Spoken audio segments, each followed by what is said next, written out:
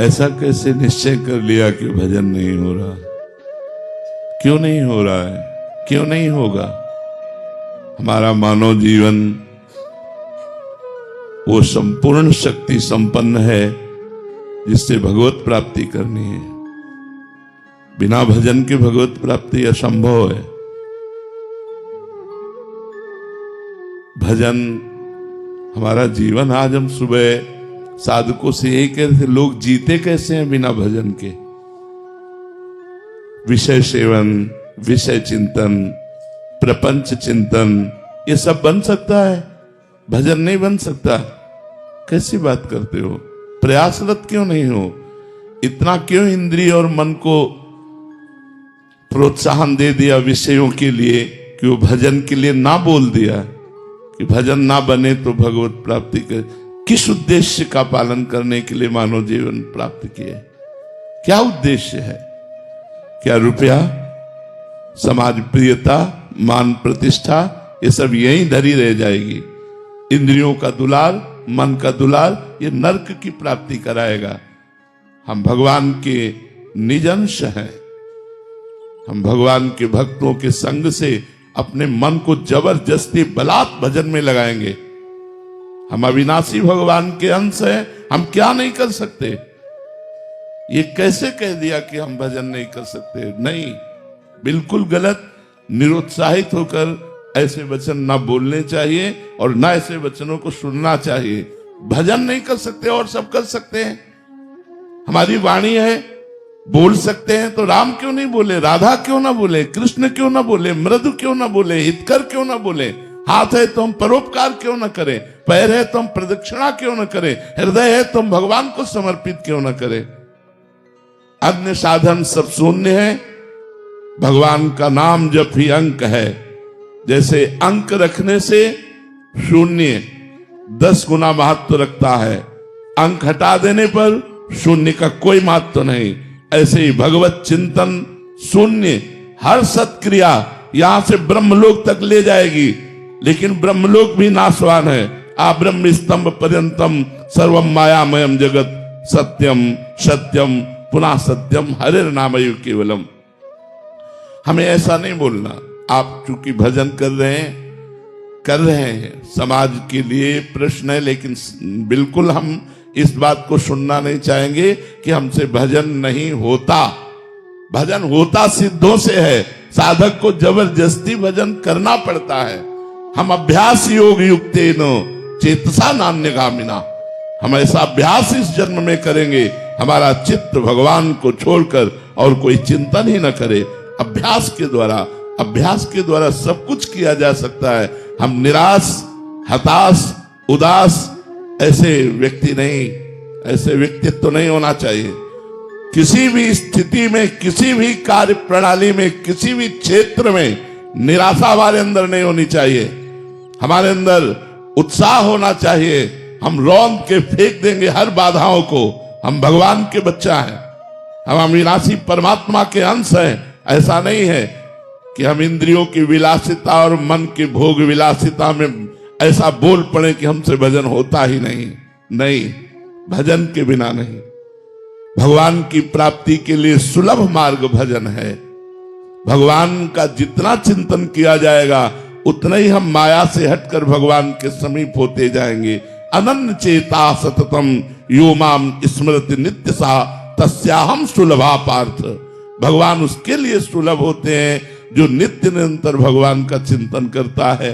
अपने चित्त को भगवान के चरणों में लगाने में परेशानी क्या है? जब युद्ध जैसा कार्य भगवान का चिंतन करते हो सकता है, तो कौन सा ऐसा कार्य है जो भगवान का चिंतन करते ना हो? हम मुख में भगवान का नाम स्मरण कर रहे हैं मधुर मधुर, और शरीर से हम चेष्टाएं कर रहे हैं, कर्म कर रहे हैं, और वो कर्म भगवान को अर्पित कर रहे हैं। हम नित्य प्रतिक्षण भगवान के नजदीक पहुंच रहे हैं। भगवान का विस्मरण करके केवल धन संपत्ति और भोगों की चाह में भटकना, ये तो दिव्य मनुष्य जीवन को व्यर्थ नष्ट कर देना है। इसलिए सबसे प्रार्थना है, ये शब्द तो आना ही नहीं चाहिए कि भजन के बिना हमारा जीवन किसी कार्य का नहीं है, हम भजन नहीं कर सकते, ये शब्द नहीं आना चाहिए कि भजन नहीं कर सकते। भजन के बिना जीवन किसी कार्य का नहीं। जब आप सुअर कुत्ता बनोगे तब भजन करोगे, जब आप पशु पक्षी बनोगे तब भजन करोगे। अरे दुर्लभो मानुषो देहो, इतना दुर्लभ मनुष्य शरीर मिला, यदि इस मनुष्य शरीर में अपने प्रभु से प्रेम न कर पाए, प्रभु को रिझा न पाए तो और क्या है। और प्रभु के प्रेम की प्राप्ति, प्रेम मूल यह नाम है, भगवान का नाम ही प्रेम मूल है। ब्रह्म राम ते नाम बड़ वरदायक वरदान, भगवान से भी बढ़कर भगवान का नाम है। यदि हम राम राम कृष्ण कृष्ण हरि हरि राधा राधा प्रतिपल रट रहे हैं तो भगवान हमारे हृदय में प्रकाशित होंगे, भगवान हमारे नेत्रों में जरूर वो सामर्थ्य देंगे कि इस माया का पर्दा हटाकर हम कण कण में क्षण क्षण में भगवान का अवलोकन करें। भगवान विराजमान है। इसलिए ये निरुत्साहित करने वाली बात तो किसी की जबान में नहीं आनी चाहिए। हम प्रयास करेंगे, हो सकता है हमारा प्रयास असफल प्रयास रहे, लेकिन हम फिर प्रयास करेंगे तो 1 2 3 बार 4 बार हम किसी बार तो सफल प्रयास करने वाले बन ही जाएंगे। हमें निराशा बिल्कुल पसंद नहीं। हताश होना, उदास होना, निराश होना ये हमारे जीवन में नहीं, और ये हम मनुष्य जीवन में बर्दाश्त नहीं करना चाहते। आप लोग वहीं परास्त हो रहे हो जहां भगवान का आश्रय नहीं। क्या है, आप विचार करके देखिए, जिसकी दोनों किडनी फेल हो, डायलिसिस हो रहा हो, शरीर भीषण कष्ट से युक्त हो, हम दहाड़ रहे हैं, अभी मृत्यु हो जाए उसकी क्या परवाह। हम भगवान के जन हैं, भगवान के अंश, हम कोई शरीर थोड़ी है। शरीर अगर कष्ट में है तो वो अपनी तरफ बना रहे, हम अपनी तरफ है। हमारा जन्म केवल इस बात को लेके बैठ जाए कि हमारी किडनी खराब, हमारा कष्ट है, अब हम कुछ कर नहीं सकते। नहीं, हम हर वो कार्य कर सकते हैं जो स्वस्थ आदमी कर सकता है। हमारे में जोश होना चाहिए, हमारा में संकल्प शक्ति होनी चाहिए। वो तभी होगी जब अध्यात्म से जुड़ोगे। भजन करो, भगवान का नाम स्मरण करो और उत्साहित रहो और वीर पुरुष बनो, कायर पुरुष नहीं। ये मैं नहीं कर सकता, ये हमारी डायरी में नहीं है। अधर्म की बात अलग है, धर्म और सही मार्ग में चलने के लिए ये मैं नहीं कर सकता, ये डायरी में नहीं। हमें जो सतमार्ग में करना है वो हम करेंगे। भजन बड़ा है या माया का प्रकोप बड़ा है, भगवान की कृपा बड़ी है या माया का प्रकोप, ऐसा नहीं। हम सबसे प्रार्थना करते हैं, आप लोग कायर बनोगे तो ना इस लोक के रह जाओगे ना परलोक के रह जाओगे, और वीर बनोगे तो जो चाहोगे वो प्राप्त कर लोगे। तुम भगवान की संतान हो, महाबली अनंत वैभवशाली हनुमान जी महाराज जिनके चरणों को दुलार करते हैं, उन भगवान के बच्चे हो, उन भगवान के अंश हो। तुम में अपार सामर्थ्य, तुम अपनी शक्ति को जागृत करो और जागृत करके भगवत प्राप्ति करो। जब हम भगवान को अधीन कर सकते हैं भगवान का नाम जप करके, तो और क्या नहीं कर सकते। इसलिए खूब नाम जप करो। जबान हिलाने में क्या जाता है, राधा राधा राधा राधा राधा राधा, इसी से भगवत प्राप्ति हो जाएगी। जो कर्म करो भगवान को समर्पित करो, खूब नाम जप करो। देखो भोग विलास तो लंका में भी बहुत था, लेकिन विभीषण जी ने भक्ति की कि नहीं की। हम वही बात बार बार आपको दोहरा रहे हैं। हमारा जिद्दी स्वभाव होना चाहिए। हम जिस कार्य को करना है उसे करके रहेंगे, चाहे लाख बाधाएं आए, मुझे परास्त कोई नहीं कर सकता। अगर हमारा स्वभाव इस कोटि का रहेगा तो हमें कोई परास्त नहीं कर सकता। लंका निश्चर निकर निवासा, यहां कहां सज्जन कर वासा। जहां एक भी सज्जन पुरुष नहीं, घोर राक्षसी प्रवृत्ति का तांडव हो रहा है, वहां विभीषण जी ने वो भक्ति की कि भगवान कह रहे तुम सारी के संत प्रिय मोरे, धरो देह नहीं आन निहोरे। तुम्हारे जैसे संतों के लिए मैं अवतार धारण करता हूं। जब लंका जैसे क्षेत्र में भक्ति का विस्तार विभीषण जी ने अपने हृदय में कर लिया, तो हम चाहे अमेरिका में हो, चाहे हॉलैंड में हो, चाहे इंग्लैंड में कहीं भी हो, जब हम नहीं बदलने वाले तो हमें कोई नहीं बदल सकता। हम मांस नहीं खाना चाहते, कोई नहीं खवा सकता। हम मदिरा नहीं पीना चाहते, कोई नहीं पिला सकता। हम व्यभिचार नहीं करना चाहते, कोई नहीं करा। और अगर हम करना चाहते हैं तो भारत में क्या वृंदावन में करोगे? क्या नहीं है यहाँ? अगर भगवान है तो सब कुछ है। यहाँ भगवान भी है तो सब कुछ है।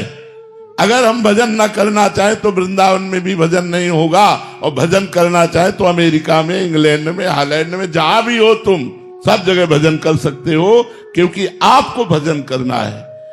हम एक ही मेज में बैठे हैं, दूसरा कुछ खा रहा है, हमें जो पसंद है वो हम पा रहे हैं, राधा राधा राधा, उसका प्रभाव हमारे ऊपर थोड़ी पड़ जाएगा। एक ही ऑफिस में काम कर रहे हैं, दूसरा अपनी चाल चल रहा है, हम अपनी चाल चल रहे हैं, क्या फर्क पड़ता है।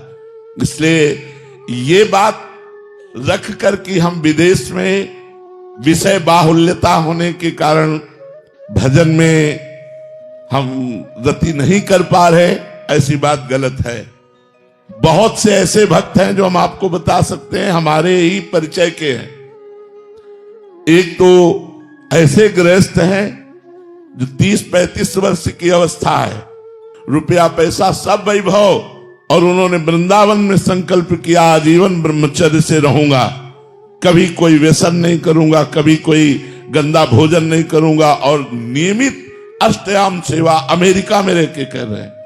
वो हर हफ्ते 10 दिन में भेजते रहते हैं इन लोगों के पास कि हमारे ये दिनचर्या चल रही, कोई त्रुटि तो नहीं हो रही, रंग बिहारी उनके पास भेजते रहते। तो हम ये देख रहे हैं कि जैसी वृंदावन में भावनात्मक सेवा, ऐसी वो अमेरिका में कर रहे हैं। और अब जब आते हैं बड़े दैन्यता से रहते हैं, यहाँ साधारण अचला लगाया, साधारण कपड़ा पहनते हैं।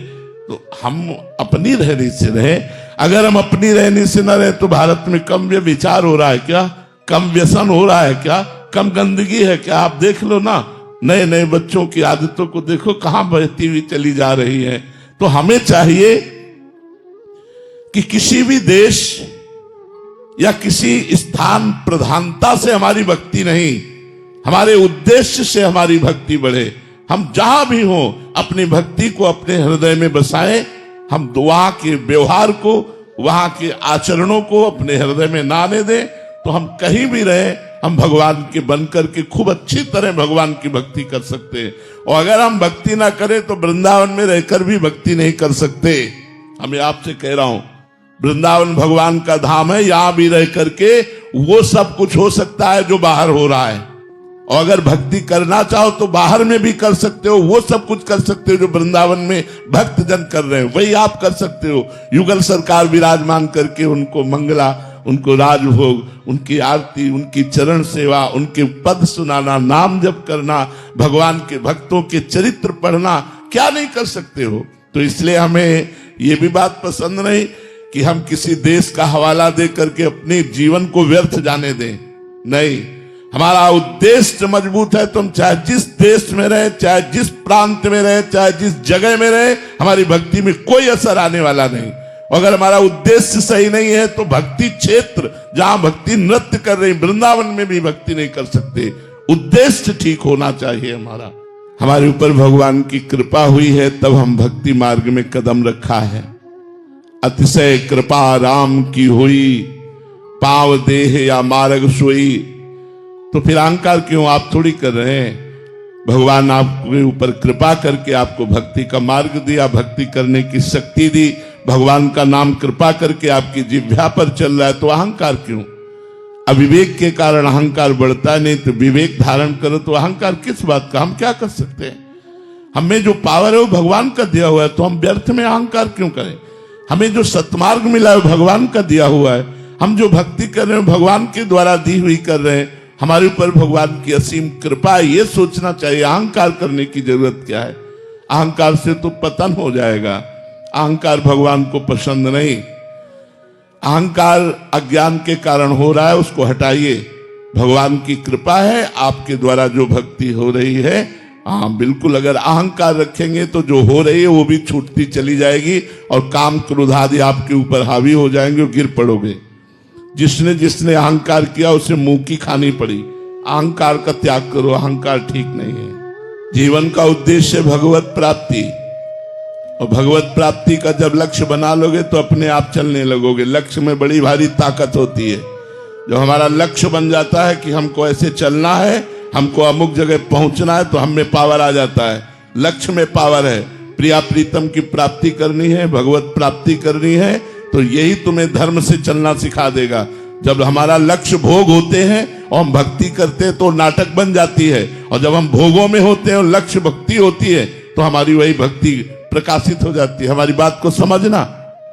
चक्रवर्ती सम्राट महाराज अम्बरीश समस्त भोगों के बीच में रहते हुए भगवान की अनन्य भक्ति के द्वारा ऐसे रिझा लिया कि सुदर्शन चक्र उनकी सुरक्षा में रहता था। अंगरक्षक के रूप में सुदर्शन भगवान स्वयं रहते थे। तो जब चक्रवर्ती सम्राट से ऐसी भक्ति हो सकती है तो आप दो चार परिवार वाले अपने घर में रहकर क्यों भक्ति नहीं कर सकते? भगवान की भक्ति बहुत कृपामयी है।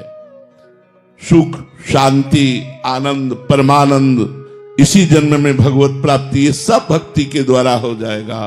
बस हमको चाहिए कि हम लगे रहें भगवान के चरणों में, नाम जप करते रहें, सदग्रंथों का पाठ करते रहें, संत जनों की वाणी सुनते रहें, अवसर मिले तो परोपकार कर दें। इसी से हमारे धर्म का पालन होगा और लक्ष्य दृढ़ हो जाने पर हमें भगवत प्राप्ति निश्चित होगी। हमारा लक्ष्य हो जाए कि मानव जीवन व्यर्थ नहीं जाने देंगे, इसी जन्म में हम भगवत प्राप्ति करेंगे। कुछ भी हो जाए, हम 100 बार गिरे, 1000 बार गिरे, तो भी हमारा जिद्दी स्वभाव यही कहेगा मैं परास्त नहीं होऊंगा, मैं आगे बढ़ूंगा, मैं भगवान की शरण तक जाऊंगा, तो निश्चित भगवान की प्राप्ति हो जाएगी। इसमें बिल्कुल निराशा नहीं आनी चाहिए। हमारा लक्ष्य भगवत प्राप्ति बन जाए तो लक्ष्य में इतनी ताकत है कि धर्म से चलने के लिए हमको सशक्त कर देगा, मजबूत कर देगा। हमारे अंदर वो सब विवेक रूपी शस्त्र आ जाएंगे जिससे हम अधार्मिक प्रवृत्तियों का नाश करके धर्म में चल सके। इसलिए लक्ष्य बनाओ भगवत प्राप्ति। लेकिन भगवत प्राप्ति का लक्ष्य वही बना सकता है जो सत्संग सुनकर अधार्मिक भोगों का त्याग कर रहा है। जो अधार्मिक भोगों को भोगता है वो केवल मनोरंजन में ऐसा बोलता है मैं भगवत प्राप्ति करना चाहता हूं, वो कर ही नहीं सकता, वो अंदर सोच ही नहीं सकता। भोगेश्वर प्रसक्ता नाम तया प्रहृत चेतसाम व्यवसायत्मिका बुद्धि समाधो न विधीयते। भोग और ऐश्वर्य में जिसका चित्त अपहृत हो चुका है वो संकल्प ही नहीं कर पाता कि इस जन्म में मुझे भगवत प्राप्ति करनी है। इसलिए अधार्मिक भोगों का त्याग करके धर्म में विषयों का सेवन करते हुए, भगवान नाम जप करते हुए, सत्संग सुनते हुए हम अपना लक्ष्य दृढ़ करें कि इसी जन्म में मुझे भगवत प्राप्ति करनी है तो मैं धर्म से चल सकता हूं, क्योंकि भगवत प्राप्ति धर्म से होती है। एक बार भर नेत्र भगवान को देख लेना, ये सत्य है।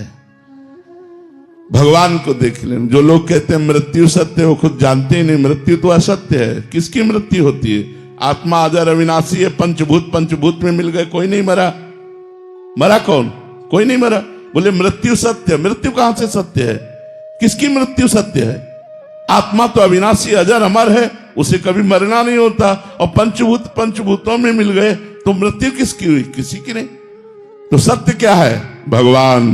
भगवान का भजन। उमा कहाऊं मैं अनुभव अपना, सत हरि भजन जगत सब सपना। सत्य है भगवान।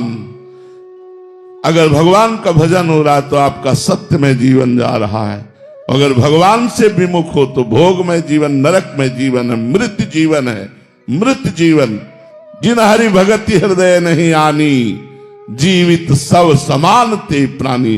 वो मुर्दे के समान जिंदा माना जाता है जिसके हृदय में भगवान का स्मरण नहीं चलता, भगवान नाम जप नहीं हो रहा हो। व्यर्थ जीवन है। मरोगे तो क्या लाद के ले जाओगे? बिल्डिंग, बैंक बैलेंस, परिवार, रिश्तेदार, नातेदार, तुम्हारा शरीर भी यहीं भस्म हो जाएगा। 4 दिन की चांदनी देखो, 40 वर्ष व्यतीत हो गए, 50 वर्ष व्यतीत हो गए, पता नहीं चला। अब पता नहीं कितनी श्वासें हैं, उनमें भी कौन सा रोग आने वाला है। कैंसर आ जाए, क्या आ जाए, क्या परेशानी आ जाए, और उस समय भगवान का भजन कर पाएंगे क्या? अभ्यास नहीं किया स्वस्थ में रहकर भजन करने का तो अस्वस्थ अवस्था में फिर भजन नहीं होता। इसलिए यावत स्वस्थ मिदम कलेवरम यावत च दूरे जरा। जब तक तुम्हारा शरीर स्वस्थ है, बुढ़ापा दूर है, भजन करके भगवान की प्राप्ति कर लो। नहीं तो फिर अगर इस जन्म को व्यर्थ में नष्ट कर दिया तो अगला जन्म पता नहीं, नाली का कीड़ा बने, भूत बने, प्रेत बने, क्या बने, कुछ भरोसा नहीं हमारे कर्मों का। जब इतना बड़ा महात्मा एक हिरन के चिंतन में अगला जन्म हिरन का पा सकता है तो हम लोग सुअर कुत्ता बन जाए तो कौन सी बड़ी बात है। इसलिए होश में निरंतर भगवान का स्मरण करते हुए ये बात समझ लो कि हर श्वास, हर मिनट, हर घंटा, हर प्रहर, हर दिन, हर मास, हर वर्ष वही सत्य है जिसमें भजन किया गया, भगवान से चित्त को जोड़ा गया। और अगर भजन नहीं किया गया तो हर श्वास व्यर्थ जा रही है, हमारा समय व्यर्थ जा रहा है। इसलिए सत्य है भगवान